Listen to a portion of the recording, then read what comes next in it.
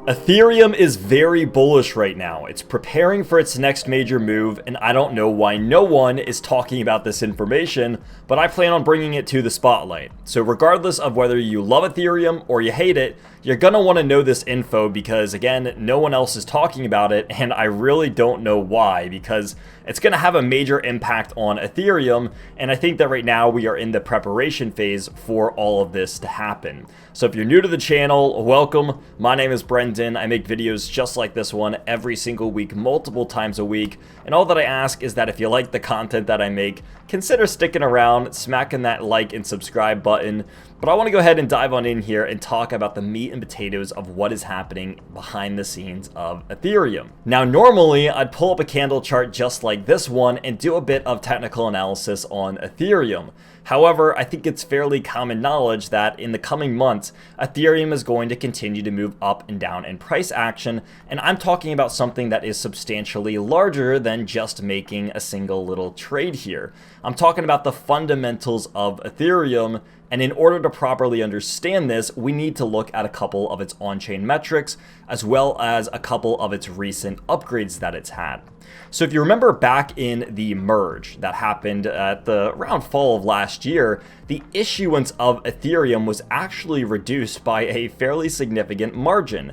And then with EIP 1559, we also had a portion of transaction fees also being working as a burning mechanism for Ethereum.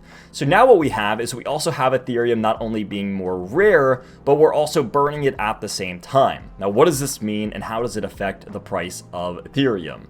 Well, for a long time, the idea of Ethereum having a hard cap has kind of been teased. I mean, even Vitalik a couple of years ago was teasing the idea of making a max supply on Ethereum or a cap for it around 120 million Ethereum or so. Now, as of right now, Ethereum still doesn't have that hard cap that Vitalik teased about, but it does raise a question. What is the potential of Ethereum having a hard cap, and does it need one if it has a really small inflation rate or almost even a deflation rate? Now, prior to the two upgrades that I talked about, with EIP 1559 causing a burning mechanism, and with the merge reducing the amount of issuance on Ethereum, prior to this, Ethereum already had a fairly small and borderline declining inflation rate. And so with these upgrades, it's raised people to believe, will Ethereum actually have a deflationary rate moving forward, which is something that has been its own separate talking point.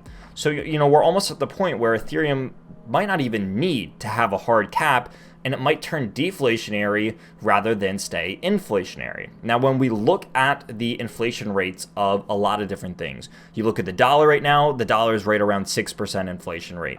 You look at precious metals like gold and silver, and they have an inflation rate of around 2 to 3% because new metals are coming on the market every year. You look at Bitcoin, and Bitcoin is around 1.6 to 1.7% when it comes to inflation.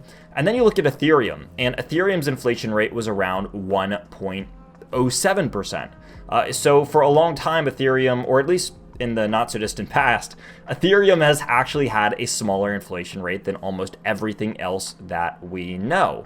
It has had a smaller inflation rate than Bitcoin, the dollar, metals, and that's something to note. And so with these upgrades, people suspect that it's going to, in the very least, hover around that area, if not actually reduce even further. And so when we're looking at the fundamentals of Ethereum, again, we had I guess another important thing to note here is that recently we had the Shanghai upgrade. And when we're talking about something's long-term viability, people were afraid of Shanghai. They thought that all this Ethereum was going to be unstaked at the same time. Everyone was going to be able to mass sell on the markets, and it was going to cause a flash crash and the next Black Swan event. Now, in reality, the staking withdrawal mechanism comes as a first come, first served basis. So the first people to stake are going to be the first people to be able to withdraw. And what we saw is that even in, well over a month into this now, the amount of withdrawals is being outpaced by the amount of deposits. So when we look at the Beacon Chain deposits and withdrawals on Ethereum, we can see that withdrawals are drastically increasing since the Shanghai event occurred. And actually, if we go over, where is it? right here, we can see that the cumulative number of deposits on Ethereum actually just hit a new all-time high of 18.5 million ETH. Now, previously, this all-time high was around 18.15. So what we're seeing now is that there's more Ethereum coming in deposits than there are Ethereum being withdrawn. And there's also a burning mechanism and a supply issuance. So people thought that Ethereum would maybe leaving and people would be trying to recoup some of their losses. It wasn't the case. And Ethereum's getting more rare, and it's being burned, and it has one of the lowest inflation rates. So when you combine all of this, this kind of begs the question, will Ethereum, and is Ethereum preparing for its next major move? And again, while I'm not your financial advisor, I'm not giving legal, financial, or tax advice in any way, personally, I do believe so. I think that Ethereum is inevitable to pass its own all-time high at this point, even if it's going to continue to keep some sort of value. As other things begin to deflate at a faster rate than it, it will passively increase in price compared to a lot of these other assets. Now, is this going to be something that happens overnight, over the course of a week or a month? Not really, but I think as the next long-term play comes around, Ethereum is really standing out in terms of fundamentals, at least in retrospect to some of its big counterparts that we talked about at the beginning of this video.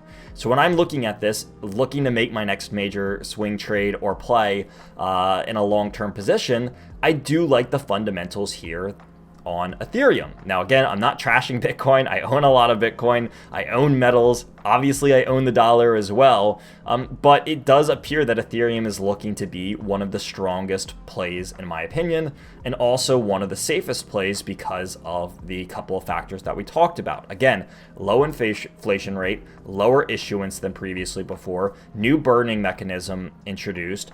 Their ecosystem is clearly growing. You look at how many transactions are happening on it, the layer 2 activity that is ever growing with things like ZK Sync, Matic, Optimism, Arbitrum, Immutable X, etc., all working as scaling solutions.